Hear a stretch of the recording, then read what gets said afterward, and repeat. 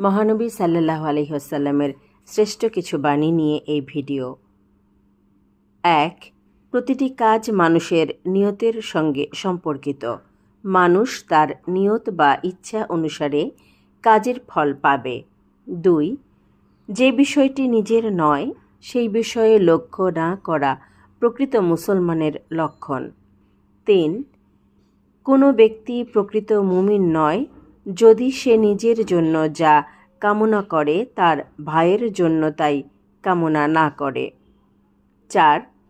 কোনটি অনুমোদিত ও কোনটি অনুমোদিত নয় তা স্পষ্ট, কিন্তু এই দুইয়ের মাঝামাঝি কিছু আছে সন্দেহজনক, তা থেকে বিরত থাকাই উত্তম।